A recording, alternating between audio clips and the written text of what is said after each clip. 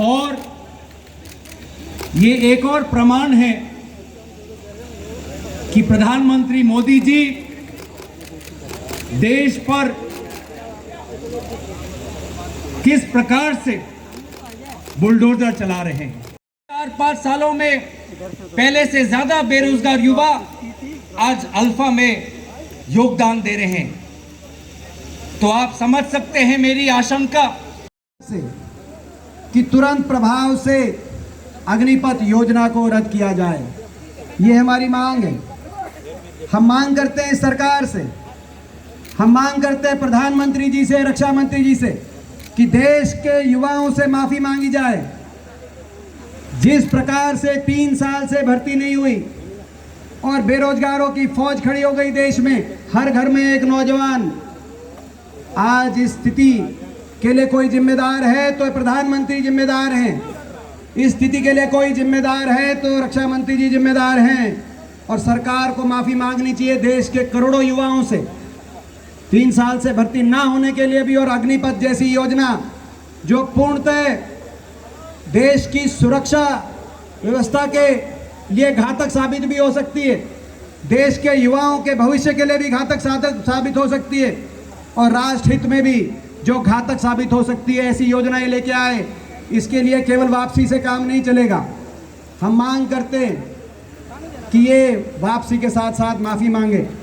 इस धरने पे मैं विशेष तौर पे मैं धन्यवाद करना चाहता हूं प्रियंका गांधी जी का। हम सब जानते हैं और हम सबको चिंता है किस तरीके से कांग्रेस अध्यक्ष श्रीमती सोनिया गांधी जी आज अस्पताल में हैं। हम जानते हैं किस तरीके से केंद्रीय जांच एजेंसियां आपके परिवार और कांग्रेस पार्टी के ऊपर निशाना, केंद्रीय जांच एजेंसियों का निशाना आपके परिवार के ऊपर और कांग्रेस पार्टी के ऊपर है। एक तरफ सोनिया जी अस्पताल में हो, दूसरी तरफ केंद्रीय जांच एजेंसियों के आप निशाने पे हो, और फिर भी आप यहाँ पे आए देश के युवाओं के साथ खड़े होकर देश की युवाओं की लड़ाई लड़ने के लिए आप आए। मैं सभी कांग्रेस के शीर्ष नेतृत्व के साथ विशेष तौर पर प्रियंका गांधी जी का बहुत बहुत धन्यवाद करना चाहता हूं। हम क्यों मांग कर रहे हैं कि ये वापस हो?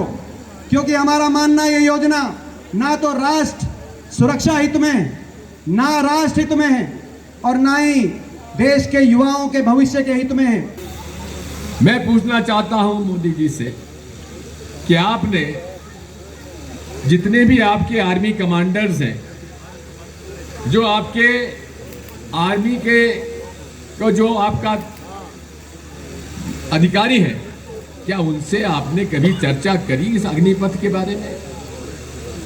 और साथ में मैं बताना चाहता हूं कि मध्य प्रदेश में कांग्रेस की सरकार ने भूतपूर्व सैनिकों को 10% ग्रेड 4 में और 5% ग्रेड 3 में नौकरियों के लिए कानून नियम बनाया हुआ था। लेकिन आज पूरे मध्य प्रदेश में भूतपूर्व सैनिक आंदोलित हैं क्योंकि उन्होंने इस नियम का पालन नहीं किया। एक भी हमारे भूतपूर्व सैनिक को नौकरी नहीं दी गई इस कानून के अंतर्गत, नियम के अंतर्गत।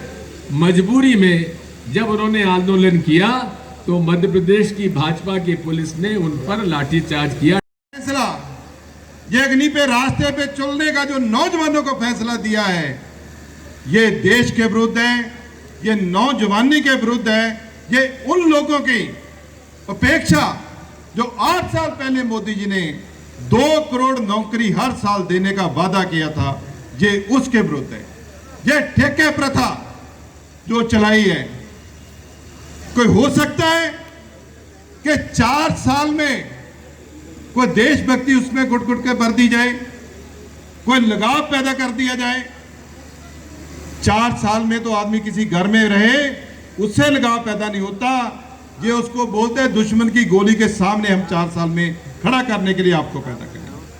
सो हमारा प्रदेश सबसे ज्यादा फौज में कुर्बानियां भी दी है, पाकिस्तान के साथ लगता है, चाइना से लड़ाई हो सबसे आगे गोली खाते हैं।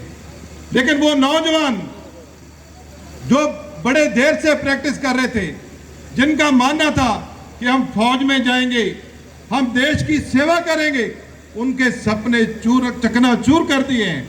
हम उन नौजवानों को भी रिक्वेस्ट करते हैं कि आप कम से कम देश की संपत्ति का नुकसान मत कीजिए, शांतमय संघर्ष कीजिए जैसे पंजाब के किसानों ने किया था। जैसे एक साल संघर्ष में 700 जाने भी गई थी, लेकिन शांतमय ढंग से संघर्ष किया था। मैं धन्यवाद करना चाहता हूं प्रियंका गांधी जी का, राहुल गांधी जी का। ये वही जगह है जहां एक साल कांग्रेस के हम सांसदों ने संघर्ष किया था और प्रियंका जी के घर से खाना भी आता था और दोनों भाई बहन हमारे साथ खड़े भी रहते थे। है उसको इस सरकार को समझना पड़ेगा। आज हम सब यहाँ पे एकत्रित हैं, चिंतित हैं, लेकिन देश की सरकार ने जो कानून बनाया है नया फौज के लिए, ये अग्निपथ जो नियम बने हैं, ये खिलवाड़ ना सिर्फ नौजवानों के साथ है, लेकिन भारत की वो सेना जिसका शौर्य बलिदान पूरा देश और दुनिया उसका सम्मान करता है, आज उसके साथ जो खिलवाड़ हो रहा है वो भी बहुत चिंतन का विषय है। फौज के साथ हमारा पुराना रिश्ता है और ये बात सही है कि सिर्फ नौकरी के लोग फौज में नहीं जाते हैं। गांव में जो लड़के लड़कियां देश सेवा करना चाहते हैं, फौज की वर्दी पहनना चाहते हैं, वो सिर्फ भत्ते के लिए, पेंशन के लिए फौज में नहीं जाते हैं। उनके लिए वो अवसर रोक देना। आज 15 लाख लोग हमारी थल सेना में हैं। आपको अगर अपना पेंशन का बिल कम करना था तो और भी तरीके थे। ਅੱਜ ਜੰਤਰ ਮੰਤਰ ਵਿਖੇ ਕਾਂਗਰਸ ਪਾਰਟੀ ਦੀ ਕਾਂਗਰਸ ਵਰਕਿੰਗ ਕਮੇਟੀ ਦੇ member, all India Congress committee ਦੇ ਮੈਂਬਰ ਤੇ ਮੈਂਬਰ ਆਫ ਪਾਰਲੀਮੈਂਟ ਸਾਰੇ ਇੱਥੇ ਧਰਨਾ ਦੇ ਰਹੇ ਨੇ, ਸੱਤਿਆਗ੍ਰਹਿ ਕਰ ਰਹੇ ਨੇ, ਕਿਉਂਕਿ ਜਿਹੜਾ ਅਗਨੀਪਥ ਜਿਹੜਾ ਇੱਕ 10 ਲੱਖ ਨੌਕਰੀ ਦਾ ਇੱਕ ਲੋਲੀਪੌਪ ਦਿੱਤਾ ਹੈ ਪ੍ਰਧਾਨ ਮੰਤਰੀ ਜੀ ਨੇ, ਉਹਦੇ ਤੋਂ ਸਾਰੇ ਦੇਸ਼ ਦੇ ਵਿੱਚ ਆਕਰੋਸ਼ ਹੈ। ਉਹਨੂੰ ਫੈਸਲੇ ਨੂੰ ਵਾਪਸ ਲੈਣਾ ਚਾਹੀਦਾ ਹੈ, ਕਿਉਂਕਿ ਫੌਜਾਂ ਦੇ ਵਿੱਚ ਭਰਤੀ ਟਾਈਮ ਬਾਉਂਡਿੰਗ ਨਹੀਂ ਚੱਲ ਸਕਦੀ, ਕਿਉਂਕਿ ਇੱਕ ਸਮਾਂ ਲੱਗਦਾ ਹੈ ਉਹਨੂੰ 10 ਸਾਲ मतलब रिटायरमेंट तक आदमी का एक रिश्ता बनता है देश के नाल, देश भगती का एक टाइम लगता उस चीज़ में। कोई रैंक नहीं, कोई पेंशन नहीं। आज सारे देश 'च आक्रोश है, देश के नौजवान लीडर के नाल, नौजवान ਦੇ ਨਾਲ ਖੜੇ ਆ। ਜਿਹੜਾ ਆਕਰੋਸ਼ ਹੈ ਇਸ ਵੇਲੇ ਜਨਤਾ ਦੇ ਨਾਲ ਹੈ। ਅਸੀਂ ਉਹਨਾਂ ਨੂੰ ਬੇਨਤੀ ਕਰਾਂਗੇ ਪਬਲਿਕ ਪ੍ਰਾਪਰਟੀ ਡਿਸਟਰੋਏ ਨਾ ਕਰੋ, ਆਪਣਾ ਸ਼ਾਂਤਮਈ ਤਰੀਕੇ ਦੇ ਨਾਲ ਇਸ ਸਰਕਾਰ ਦੇ ਵਿਰੁੱਧ ਪ੍ਰਦਰਸ਼ਨ ਕਰੋ। 18 onwards, we will raise our strong voice in the parliament also. I wrote a letter to the standing committee, defence standing committee chairman, because defence standing committee also we didn't discuss. Then we discussed about the budget schemes last month. They didn't told us this is the scheme is going.